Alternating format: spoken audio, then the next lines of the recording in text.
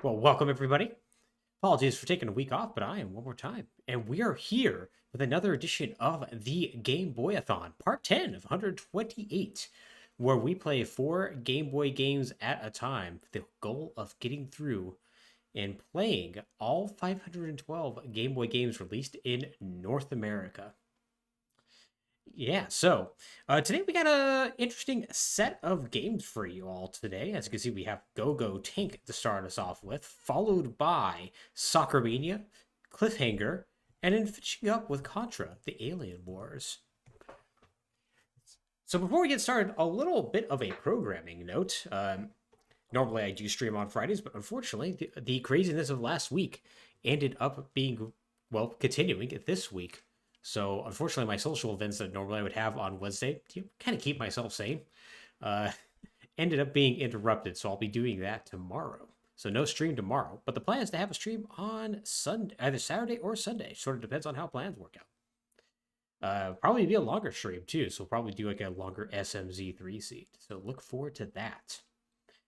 But regardless, we are here for another Game Boy-A-Thon. And I'm excited to do this one again.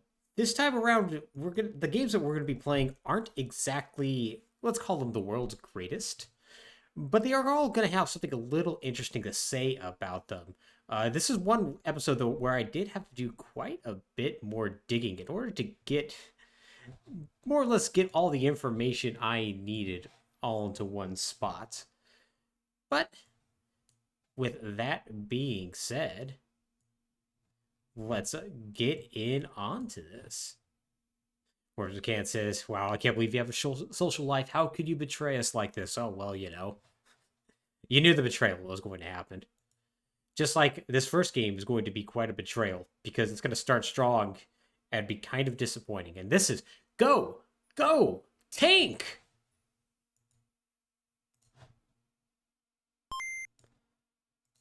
Just go ahead and do this real quick. So Go Tank. This is a game developed by Copia Systems, published by Electro Brain in the United States and Toei Animation in Japan. Released in 1990 in Japan and 1991 in North America.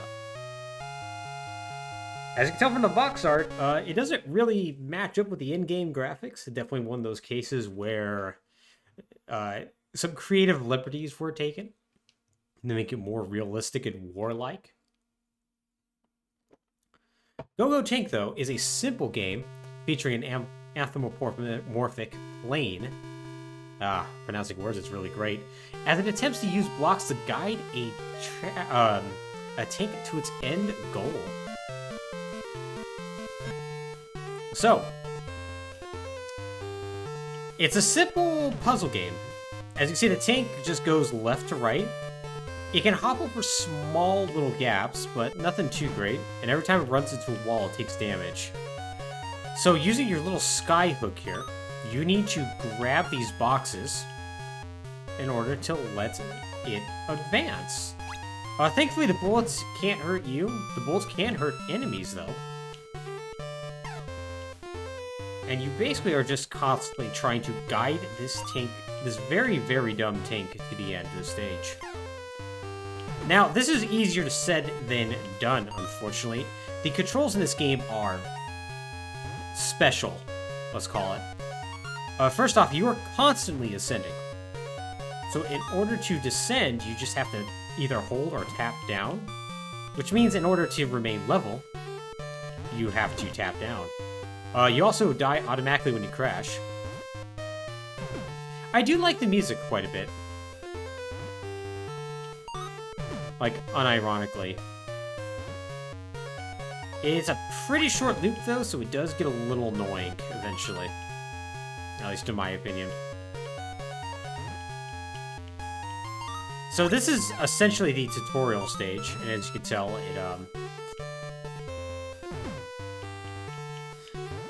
even though it is the tutorial stage, it's kind of already kind of difficult because of just how these controls are. So you do occasionally run into enemies. We aren't going to run into any real significant enemies in this first stage, but... Oof. Okay, we need to lay this one down. Unfortunately, that's just not wanting to. Also, I think our tank got stuck somewhere. We're going to need to go find our buddy real quick. So you are going to eventually run into enemies, and your ability to deal with those enemies is relatively meager. Once again, your tank buddy can actually help you out, but it just sort of blindly fires into the air. It's not a very smart tank. So instead, you have to rely on these ground-based bombs that, as you can see, don't really shoot very well. Also, you can speed up a little bit. Oh, there we go. That was what was stopping him. Probably can actually make that, but whatever. Drop that there. Unfortunately, you cannot speed up your tank. So we kind of have to wait as it slowly makes its way to the end here.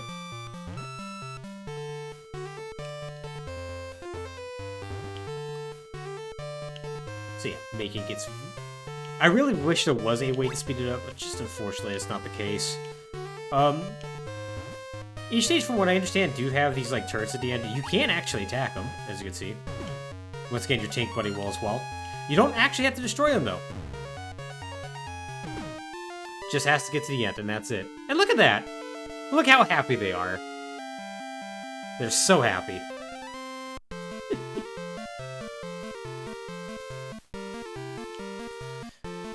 So I think the next stage is when we actually get to our first enemies. Oh, after it gives it the score, of course.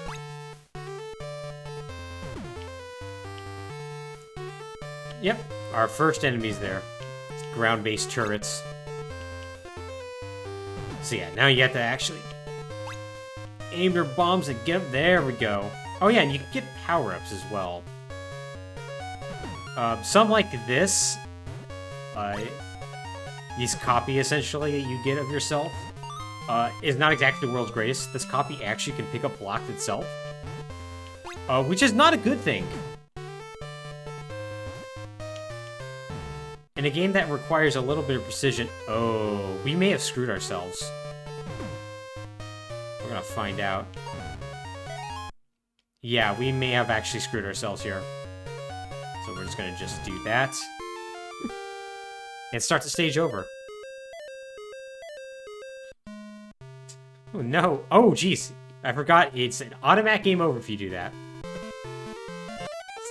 Congratulations. We're right back at the start. So let's talk a little bit about the history of Gogo Tank, or specifically, let's talk about the developers of Gogo Tank. So Gogo Tank was developed by a company called Copia Systems. Now, Copia Systems is a company that was, I believe, a Japanese company primarily known for arcade ports of home consoles, such as games such as like Sega's Power Drift or Seibu Kaihatsu's Raiden, everyone's favorite vertical shooter. Copia System was also known for their technically impressive titles on home consoles. They were often a company that could actually push the hardware in some really, really interesting ways. One of those games that we've already actually played on the stream, if you remember Bionic Battler, the first-person maze game that involved mechs fighting in an arena, that was a game that they did. Also a game also published by Electrobrain here in the United States. So that should give you an idea of just exactly what they were capable of doing. They would typically make pretty good use of the hardware's limitations and work within them as well. Like, while I don't know if Gogo Tank is a particularly good game, I do think it works within the limitations of the system rather well. Now, some of these other impressive games that they did, however, were for the Sega Genesis and the Super Nintendo. Now, one of those games was actually their very first game they ever did, a game called Air Diver. This was a fighter plane game that was played from like a first-person view, like cockpit view. It was actually very similar to Afterburner in terms of not only visual presentation but gameplay as well. It had some like super scalar elements to it, which was very interesting. Relatively fast-paced and fluid game, at least for 1990. The other and arguably more impressive game, though, is the Super Nintendo title Lock On, which is actually the sequel to Air Diver. In Japan, it's known as Super Air Diver. It's a game that used the Super Nintendo's Mode 7 to its logical conclusion, using some very interesting camera tricks to make a play area or map as like a very deep-looking horizon. Like, it uses a lot of parallax scrolling, like, essentially cause the background to move at a different pace that makes the game world seem far, far bigger. It's a game that I actually highly recommend looking up on YouTube and looking up the HD Mode 7 version of it. A version of that game that uses a specific type of emulator in order to display Mode 7 in a higher resolution. It makes it look very, very beautiful, in my opinion. So highly recommend taking a look at it. Unfortunately, there isn't too much else to say about Copia Systems. They're a company that was formed in 1986, but didn't appear to develop their first game until 1990 with the aforementioned Air Diver. 1990 actually proved to be a very, very prolific year for them, just in general. They ended up releasing 6 different titles, including Gogo Tank, Bionic Battler, Air Diver, and another game that we're actually going to eventually play on this series, Dead Heat Scramble, a racing game. After this, however, things seem to slow down for them quite considerably, for one reason or another. And eventually they settled on developing and releasing about 1 or 2 games per year. Now, as I try to maneuver around here, it is State of Affairs, good example of why having a clone behind you is bad, by the way. Now, this State of Affairs continued to roughly about 1996, when things started to get a little bit dire for them. There we go, we'll just do that. That works out perfectly well. Now, in 1996, they renamed themselves to Shangri-La, just in time to publish their first ever game in 1997. Now, this game is for the PlayStation, and I'm going to horrifically mispronounce it. It's called Niburo no Koben 32 Nin no Senshacho. Now, this game, a war game focused around tank battles with an apparently in-depth story, all centered around a fictional war in a fake European country, was unfortunately not the smash hit they were hoping for. In fact, it was, well, let's be frank, pretty darn unsuccessful for them. And I can say this because it was shortly after this that the company unfortunately went bankrupt. They ended up going out of business in 1997 and closed up shop. So, unfortunately, not a good ending for Copia System. Now, this does lead us to...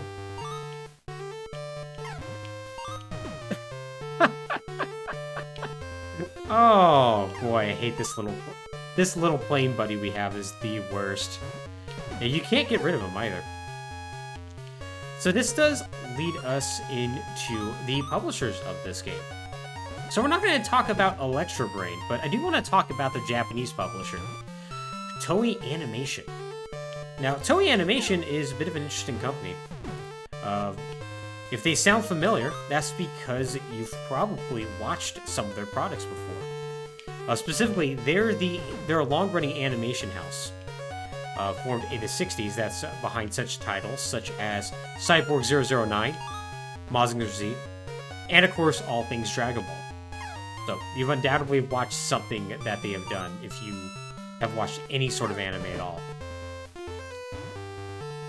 Oh, sorry, Tank Buddy. It's all for the greater good, let me assure you.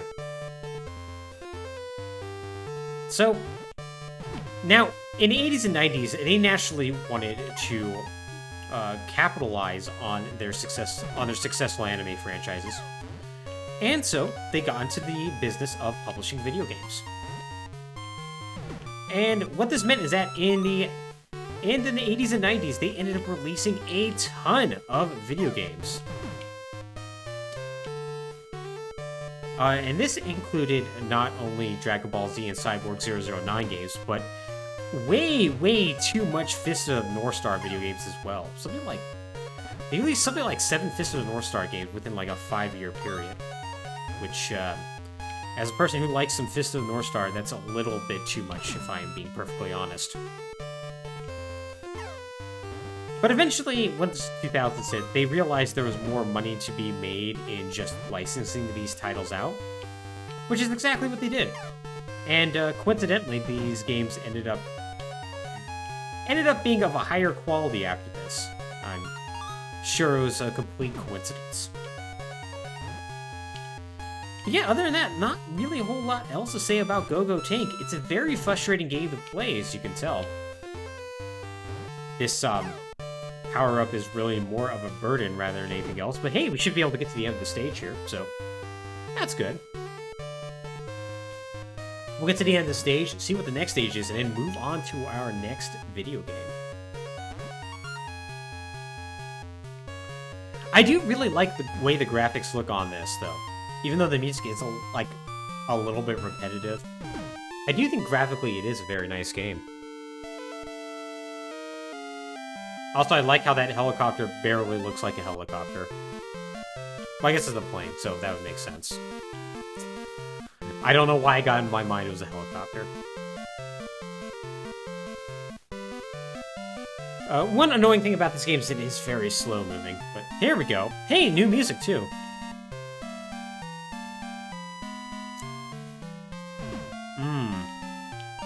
So I guess the point here is to fill in these gaps so we can let our friend go. Yeah, something like that. Except better. Let's see what's at the end of the stage. Let's see if there's like any new enemies or whatnot. Nope, just more ground. Oh, hey, no, we have birds now. Can we shoot the birds? Well, the birds can shoot us, so yeah, there we go. We just blew up that bird. That seems rude. Well, I think we've seen enough Go-Go Tank. I don't think we need to see any more of this game. And instead, we're going to go ahead and move on to our next video game. And that is going to be Soccer Mania. Oh boy, Soccer Mania. Developed by Kitty Group and published by Sony ImageSoft, released in 1992 in North America, 1991 in Japan.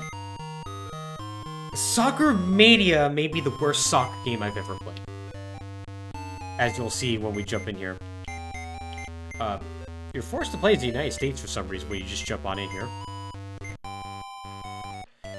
So, Soccer Mania is probably best defined by its incredibly elaborate sprites.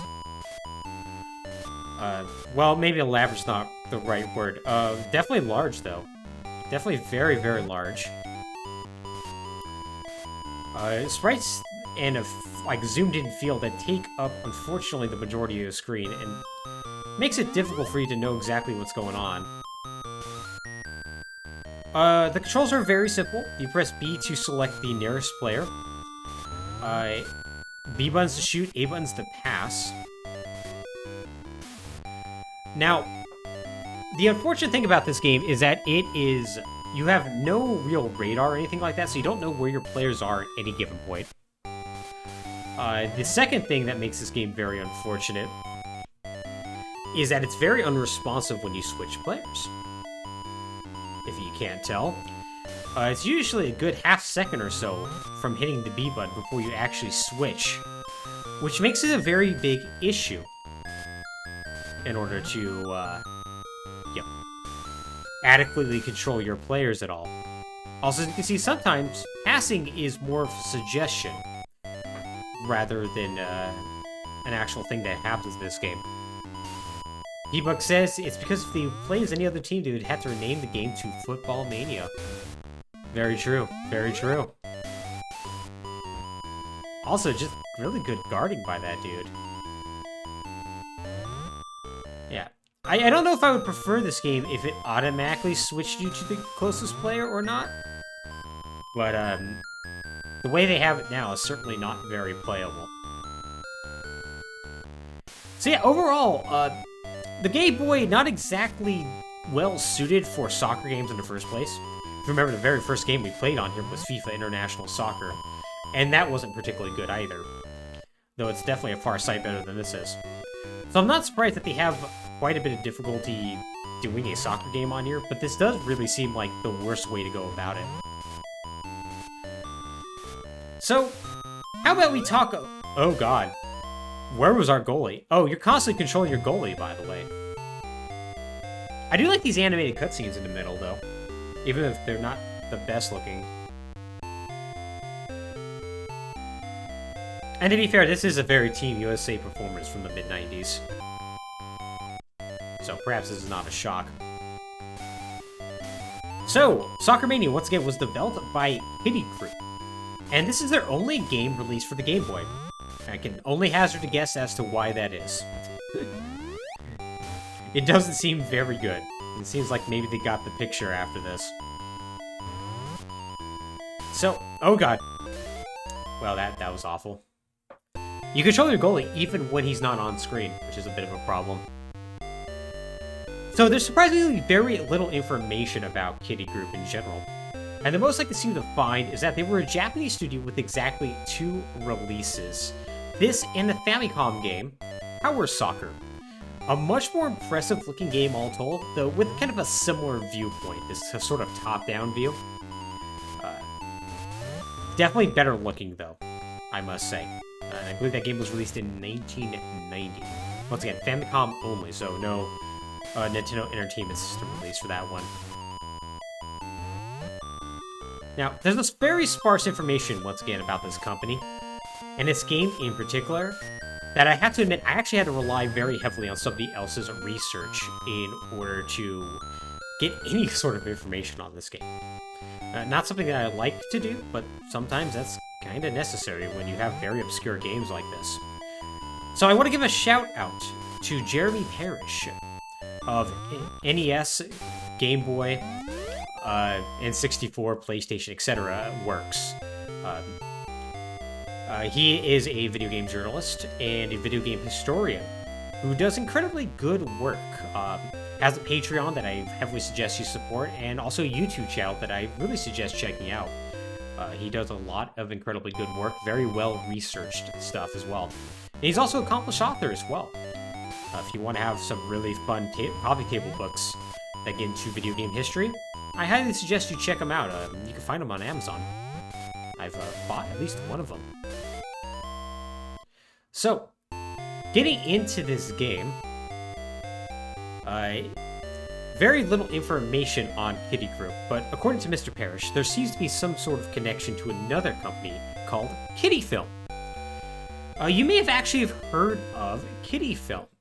They don't exist anymore, but they're responsible for helping to create the Ranma 1/2 anime adaptation, among other titles. Now, this in turn, this company, Kitty Film, was a part of a larger conglomerate called Kitty Enterprise that dabbled in all sorts of entertainment fields. Oh my god, are we actually going to have a chance of scoring? No. Your players slow down if they run with the ball for too long, it turns out. Interesting. So yeah, Kitty Enterprise dabbled in all sorts of entertainment fields, such as film, TV, and music. Given this game was published in Japan by Epic Sony Records, it seems like a natural fit for like the two companies to have like sort of a collaboration with that. Both of them entertainment companies, and it makes sense that they kind of work together in order to put these games out. We're going to be talking a little bit more about Sony's publishing duties here in a little bit, but once again, Sony ImageSoft is the one who ended up releasing the game in North America. Now, this seems to have been kind of a natural thing, or maybe not a natural thing, a common thing that happened in the 80s and early 90s. Because Gogo Tank had a similar thing with Toei Animation releasing that game in Japan. Media companies in Japan had a thing of just randomly deciding to get into video games. Some were obvious, like Sony. But others such as like Pony Canyon, like one of the largest music labels in Japan, and Victor, another multimedia company, also got in on this business alongside Toei Animation. It's similar to how like a bunch of toy companies over in the United States decided to get into video games randomly in the 80s, with companies such as Mattel and LJN deciding that they were just going to either make video games or, in the case of Mattel, make entire consoles. Ended up having like a rather mixed results overall, but it just was sort of a thing they did. Some of these, of course, ended up resulting in games that weren't entirely bad, but in the case of like Soccer Mania, it wasn't exactly a collaboration that worked out, and it makes sense that shortly after this, Kitty Group ended up not making any more video games, and Kitty Film itself just seemed to get out of the gaming industry entirely. So that's really kind of the big things to say about this game. This game does have some interesting cheat codes. One cheat code that I find particularly interesting is you can actually make the players on the opposite team invisible.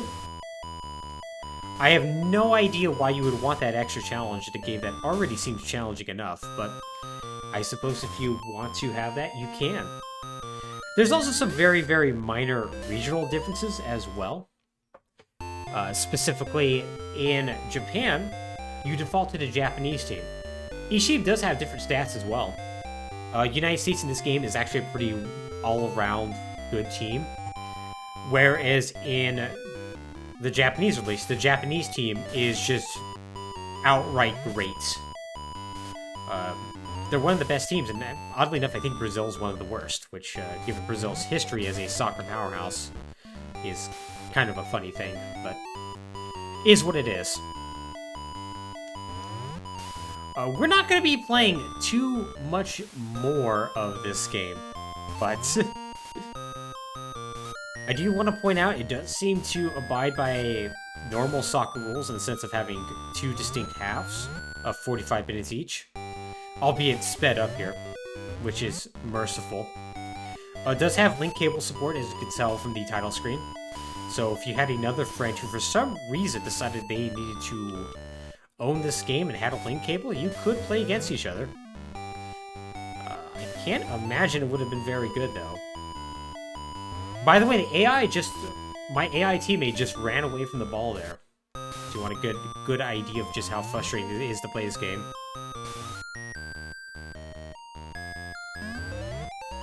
Well, you can dive. You know what? How about we go ahead and move on from this? And move on to our next game. A game that unfortunately is not going to be much better. And that's Cliffhanger. Cliffhanger is another banger from Sony ImageSoft, who, if you couldn't get enough of their publishing selections with the wonderful Soccer Mania, well, unfortunately, they decided to really outdo themselves with this game. Cliffhanger is developed by Spidersoft Limited, once again published by Sony ImageSoft, and released in 1993. I'm honestly incredibly pleased that the RNG gods blessed us with two terrible Sony ImageSoft games back to back. Truly, they have blessed us, and we should thank them. This music in this game is absolutely terrible, though, as you can tell.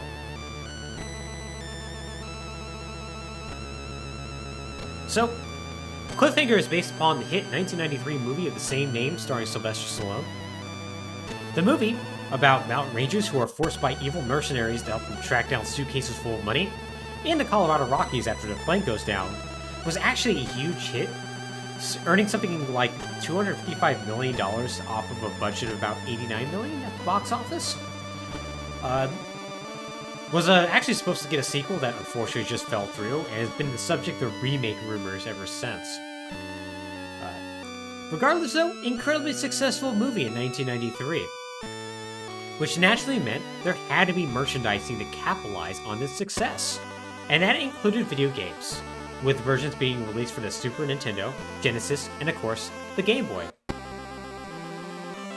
By the way, you can't skip through this, thankfully.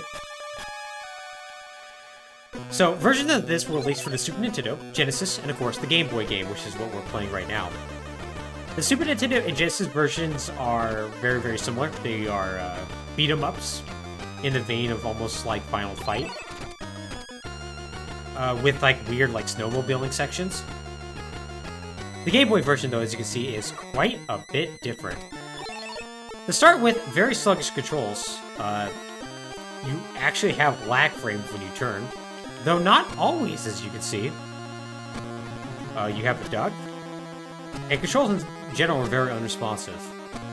Also, your jump is very odd. It's delayed, which means you can sort of run off ledges and jump, which, in case you're wondering, you kind of have to do in order to get past those gaps. You have two different attacks. You have a punch and a kick. Kick is up and B, punch is just B. You have a duck. And you have a bunch of blind falls where you'll just automatically die. Can you hang from a cliff? Great question, P-Bug. I don't know. Hopefully. Also, your health bar is represented by a thermometer at the bottom, which is kind of interesting. You do get other weapons, like a gun and whatnot, later on. But once again, that's not going to be for later. I will say one thing about this game, it is better than Soccer Mania. Good example here, where you have to basically run off a ledge and then jump in order to make that jump. So, not an easy game to start off with. Now, given that we just played Soccer Mania, and are now experiencing the wonder of Cliffhanger, you'd be forgiven for thinking that Sony ImageSoft was a label to avoid at all cost. And for a lot of the games, you'd be correct about that. But believe it or not, they actually did put out good games, and are also a legendary gaming company in their own right. So, we should talk about Sony ImageSoft a little bit. They're a company that got their start in 1989 in Los Angeles, California. Now, the history behind them is weirdly topsy-turvy, because at first they were known as CSG ImageSoft, and were formed from a partnership between CBS, the broadcasting company, and Sony Entertainment, called the CBS Sony Group. Now, the CBS Sony Group is actually a partnership that has a pretty storied history of itself, that we won't get too deeply into here, but to just give you the short Cliff's Notes version of it, it was created back in 1968 to help distribute music that was under CBS's record label, which I believe was literally just CBS Music and Columbia Records. And they were created to help distribute their music in Japan. Eventually, this group would also start to help market music from homegrown Japanese artists as well. And Sony themselves would eventually... Sorry, it looks like I almost got double jump boost there. So yeah, this company would, this group would eventually become very, very successful with marketing music in Japan. And Sony itself would eventually become big enough that in 1988, they actually bought CBS's share outright, first in Japan, and then later in 1990, they would actually buy CBS's music label outright, including Columbia Records. And this is because by this point, CBS wanted out of the music industry. They just wanted to solely focus on broadcasting and other endeavors. And so, Sony was more than happy to oblige them. Now, during this time, this is when ImageSoft was created with the whole purpose of, making different video games and whatnot, specifically to publish different video games. So, once Sony made this acquisition, this CSG ImageSoft came along with them and was renamed to Sony ImageSoft. Now, Sony ImageSoft is one of Sony's earliest attempts at establishing themselves in the gaming industry. Which, if you know anything about where Sony's going to go from here, that's kind of a big deal. By the way, if you notice me dying here an awful lot, that's because this game is just absolutely terrible. This game is an absolute mess. Even with my attention slightly divided. So, for most of Sony ImageSoft's history, they're primarily going to be a publishing house, usually focusing on licensed titles. They would actually develop 2 games, a Jeopardy game and a Wheel of Fortune game. But for the most part, they were more content on publishing games from other companies, such as like Psygnosis or whatnot. The Psygnosis connection is very interesting, given that they were going to be a very heavy contributor to... Oh boy. Very heavy contributor to the Sony PlayStation later. So this is where that partnership gets started. But a lot of these games that Sony ImageSoft would put out were pretty bad, like Cliffhanger and Last Action Hero. Some of them, though, were actually very good. Hook, for instance, for the Genesis and Super Nintendo, is actually a pretty good licensed platformer that I highly recommend playing even to this day. They also did Mickey Mania, a very beautiful game that was also made by Traveler's Tales. That is very, very good. And I also recommend playing. Now, they did actually also publish some original games as well, such as Sky Blazer for the Super Nintendo. A game that's actually pretty great, if I'm being honest. But for the most part, their bread and butter was going to be licensed titles. Oh, you can't hang! How do you hang? Okay, hold on.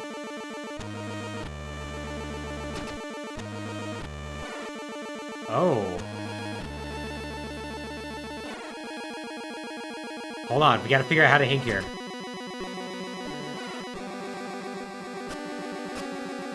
Oh my, these controls are terrible. I got this!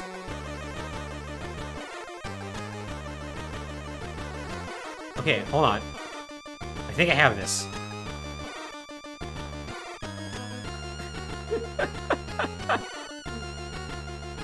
What is this? Do I have to tap A? This is absolutely terrible. Like, whatever. I'm not gonna even bother with this anymore. So, they ended up releasing a bunch of games, whatnot, and overall, though, they were a very prolific gaming company. Between 1991 and 1994, for instance, if you count ports, they released over 46 games under the ImageSoft label for the Super Nintendo, Genesis, Sega CD, Game Boy, and Game Gear. Now, as with any company, all good things must come to an end. Although in Sony's ImageSoft's case, it actually was more of a new beginning for them. As you know, Sony eventually decided to enter the console wars in December of 1994 with the Sony PlayStation. And naturally, they needed all the resources they could get in order to make sure high-quality games came out for their new system. To that end, Sony created a new studio, Sony Interactive Studios America, to help develop games. And in order to help facilitate this goal, Sony ImageSoft was folded into this company.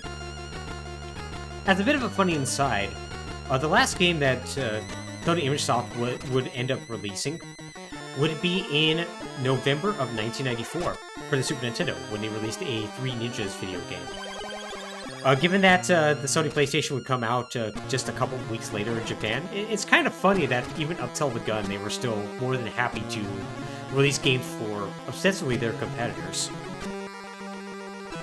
But with the release of the Sony PlayStation, Sony ImageSoft functionally ceased to exist at this point.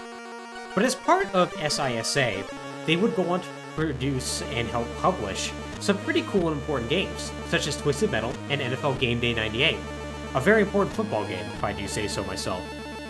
In 1999, the studio would be rebranded as 989 Studios, and would continue to exist up until 2005, before finally being closed by Sony entirely, ending this long, winding road that first got Sony into gaming in the first place. And so yeah, so while Sony ImageSoft has released a bunch of terrible games, such as this one, I do have to admit they are a pretty important company when it comes to gaming history. Because without them and their successful publishing arm, it's maybe a question if Sony gets into gaming in the first place. Like, as far as, like, developing and putting out consoles and whatnot. Anyways, I cannot play this terrible game anymore. We need to move on to our final game of the evening. Bit of a quick romp today, but that's what happens when some of these games are not exactly the greatest. This game, however, is actually pretty good. And that is going to be Contra, the Alien Wars. Developed by Factor 5 and published by Konami. Released in 1994. It is a stripped-down port of the classic Super Nintendo game, Contra the Alien Wars. And it is impressive. As you can see, they did their best to replicate the opening screen. Although, to be fair, they're going to mess this up. It's Time for Revenge is correct, but Let's Strike Back is not nearly as good as the Super Nintendo's Let's Attack Aggressively. But what can you do? So, I think it's our first game where we actually have an options menu. 3 difficulties.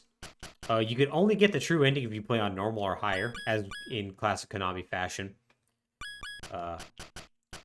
Mono and stereo sound. I don't know what FX sound is, though. I wonder if with... This game does have Super Game Boy compatibility. It does have enhanced sound when you play on there. So I wonder if FX is some sort of surround sound capability. If I remember correctly, some Super Nintendo games actually did have that functionality built into it. But since this is capable of stereo sound, let's go stereo. As we hop into Contra, the Alien Wars. So it is a much slower moving game than the Super Nintendo game. It is definitely missing some levels. It also has some interesting choices where you actually duck instead of, like, fully going prone. And you can also only get one gun at a time, unfortunately. Unlike the Alien Wars, where you can get 3 separate guns. Or not 3 separate guns, 2 guns that you switch between. You still have bombs, though. You use the select button in order to use them. Screen goes black and whatnot. Probably the primary reason why you don't have multiple guns, because you just simply don't have enough buttons. But I mean, as you can see, this first level is a relatively faithful creation of the first stage. You get the tank just like in the first stage of the Super Nintendo game. It doesn't quite hit as hard as it did in the Super Nintendo game, but you know, not everything can be perfect, right? Even this part right after is relatively faithful.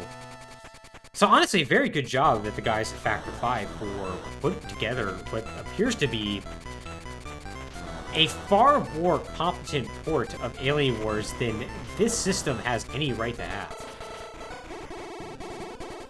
It even has this part where the plane comes in and bombs the area. It causes the flames to rise up. It's supremely impressive. The flickering effect obviously is going to be a little lost on the Game Boy version, since we're viewing this on an LCD screen and not the low refresh rate of the Game Boy, the like proper Game Boy screen, which is a little unfortunate. But hey, unfortunately, the emulation will do that sometimes. Yeah, I honestly cannot say enough good things about this. It's a game I would be very happy to own if I ever had this for the OG Game Boy. And it seems to make some... Factor 5 did some pretty good work of, you know, playing within the limitations of the system, as you can tell.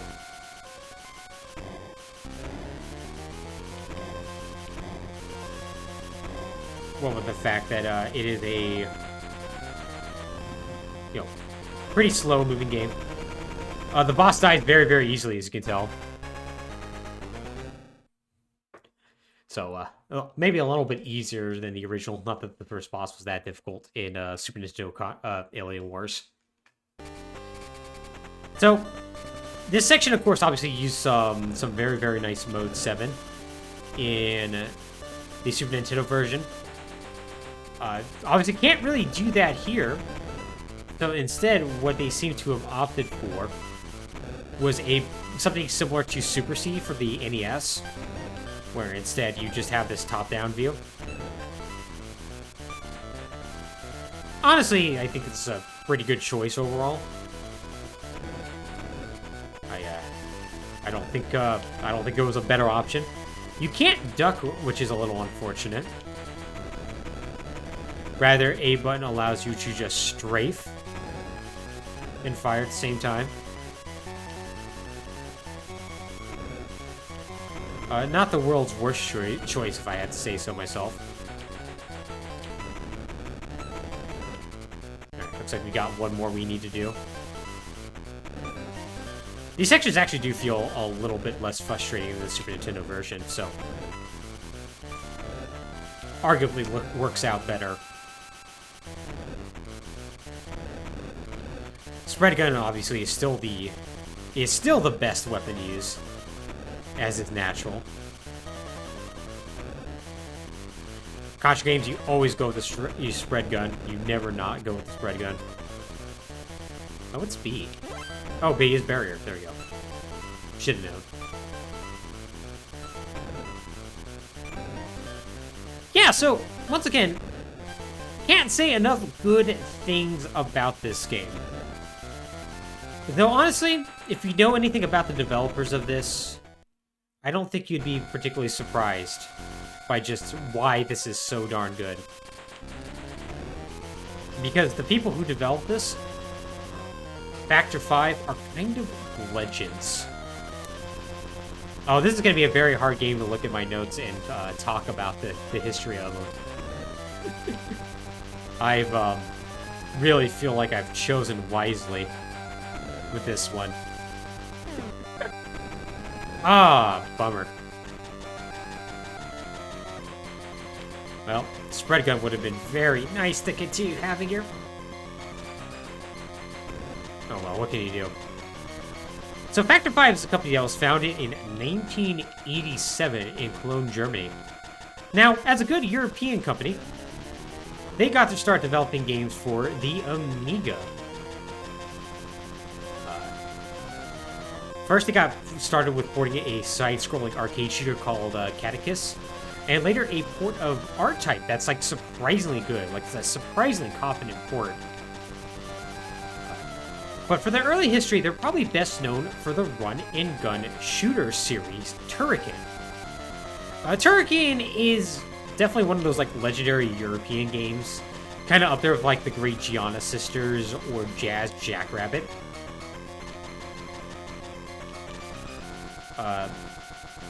In terms of like, whenever you hear somebody talk about like fond Amiga memories, they're often going to be talking about that game. Like one of those games, I should say. Now, Turrican itself is a very interesting game in that it's Contra-like in that it is a run-and-gun shooter where you collect different weapons and whatnot. But it has like a much more maze-like sort of philosophy behind it. Levels are very long and winding and whatnot, unlike the arcade-style left and right shooter overwhelming you with enemies sort of style that Contra has. But they are still very impressive games in terms of how much action they could display on screen at once. Like, the Amiga was a pretty powerful system, but it wasn't, like, a lot of, ooh, flamethrower, nice. We are definitely gonna go with this. Like, a lot of, PC games around that time, the Amiga wasn't exactly the best when it came to doing, side-scrolling games. They are still able to coax out a very smooth experience with the Turrican games. And they would go on to release three Turrican games for the Amiga before moving on to home consoles, where they would make Turrican games for both the Super Nintendo and Genesis. Mega Turrican for the Genesis, and Super Turrican 1 and 2 for the Super Nintendo. These games were very impressive, particularly the Super Nintendo versions, which the Super Nintendo, not exactly known for being able to do quick action very well due to the low clock speed of its main CPU. They still managed to produce a game that had relatively minimal slowdown while still keeping what made Turrican very special, which was, loads of enemies and loads of bullets on screen and just a lot of action going on. Now, this is going to be the start of a long and fruitful relationship that they're going to have with Nintendo consoles, and very specifically, getting everything they possibly can out of them. Because after this, they would sign a development agreement with LucasArts, where they would develop a bunch of video games for them, Indiana Jones and Star Wars related games.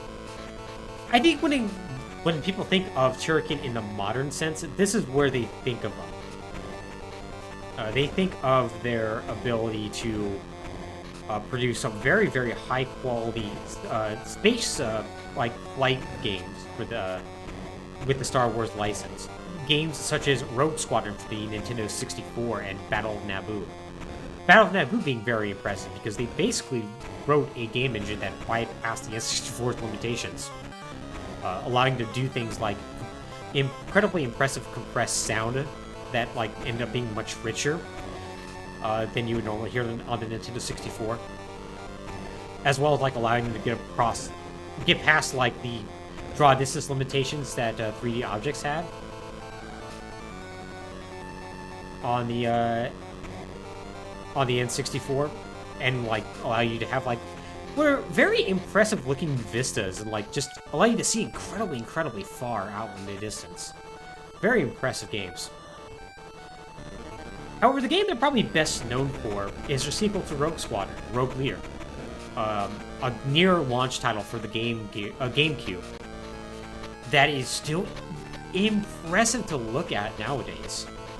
It's a game that looks just incredibly... I did not want homing. Oh well. A game that just looks... That was bad. A game that looks incredibly impressive on the GameCube. Especially if you play it on, the Dolphin emulator. I have to admit, it looks very, very beautiful. So they would have this very nice relationship with them through 2003, developing games like Indiana Jones and the Infernal. I think Indiana Jones and the Infernal Machine was one of their games.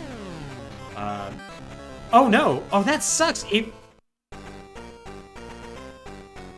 So it spawned me in a way where I kept falling through the platform and just lost all my lives. That's really unfortunate. Not great. Well, that's a little bit of a blemish on an otherwise great game, if I have to say. So, their last game they released for LucasArts was going to be Rogue Squadron 3 Rebel Strike, a game that admittedly was a little ill-advised in some of the choices they made. I hope you like playing on-foot sections as Wedge Antilles from Star Wars, and having a lot of turret sections. Not really their best choice, if I have to say. It's not my favorite Factor 5 game. But after this game, they developed a reputation of just being able to squeeze blood out of the stone, no matter what system it was. Just having a reputation for just being very, very impressive technical wizards. And so, what happened was that Sony eventually came a-knockin'. They had a new console coming out, the PlayStation 3. And they wanted Factor 5 to develop a game for it. And that led to maybe one of the most reviled games for the PlayStation 3. 2007's Lair. Now, Lair is a game where a flying game where you play as a man who rides a cool dragon. It is controlled using the PlayStation 6-axis controller, specifically using the motion controls present on the system. 6-axis had a gyroscope in it, and using it, you could tilt the controller around, and that's how you controlled your dragon. Now, unfortunately, this turned out to be a very, very bad way to control any sort of flying vehicle. As seen in other games such as Warhawk, it just meant your player vehicle was very, very squirrely and would go all over the place. And because of that, it ended up getting very, very poor reviews and sold very poorly.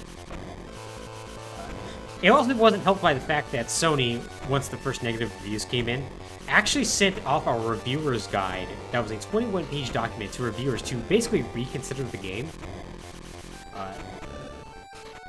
Mentioning in it that they should open their minds to something very, very different, and imploring them to give the game another shot. Needless to say, this was mocked heavily, and it did not help out their prospects. The game, unfortunately, just continued to be a failure. And unfortunately, that was the one failure that ended up dooming Factor 5. It was shortly after this point that the company would go bottoms up, and in 2009... How did I end up missing that? And in 2009, they would end up going out of business. Now, Factor 5 actually does exist again. The founders of the studio essentially acquired the rights to the company from a holding company, and have even acquired the rights to Turrican, and are in the process of developing a new Turrican game. So, this was a couple years ago, and I have no idea how that is exactly going, but hey, Factor 5 may be reborn anew, for all we know. I'll be very excited to see what their spin on Turrican ultimately ends up being. Oh, another fun Factor 5 facts, just to get them out of the way.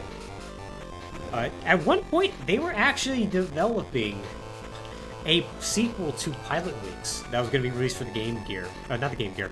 GameCube, which I would have loved to see. Unfortunately, that just never happened, alongside the fourth Rogue Squadron game that was apparently finished but never released. But yeah, this game's great. I think this is a great Contra game, all told. Your very short jump does mean that sometimes you end up having jumps that end up being horrifically shortchanged, as you can probably tell. But overall, I do appreciate what they're doing here. But I think maybe this is what we're going to call it for Contra. Very, very good game, and I highly recommend playing it. But with that, I think that's also going to bring us to the end of our stream today. Very short stream today, I know. It kind of happens when you have games that are maybe not the most interesting, I must admit. So yeah, once again, we ended up going through Gogo Tank, a game that is not good, but at least interesting. Soccer Mania, a game that is maybe one of the worst soccer games I've ever played. Cliffhanger, a game that is not much better than Soccer Mania. And Contra, the Alien Wars, a game that honestly I would highly recommend. Very, very good. But yeah, thank you all for joining us. Next week, where of course we'll be back with the Game Boy-A-Thon, and I don't anticipate anything happening that's going to prevent us from doing this, by the way. And we're going to be playing Home Alone, which I'm not looking forward to, Earthworm Jim, Mole Mania, and NFL Quarterback Club 2. That, of course, will be next Thursday at 5. We will not have a stream tomorrow, unfortunately, just due to things getting in the way. But we will be back this weekend doing a longer stream, likely a Super Metroid Link to the Past randomizer seed. Have some special ideas for that if we end up doing it. But yeah, with that, I'm going to go ahead and sign off, everybody. Thanks for joining me as always, and take care.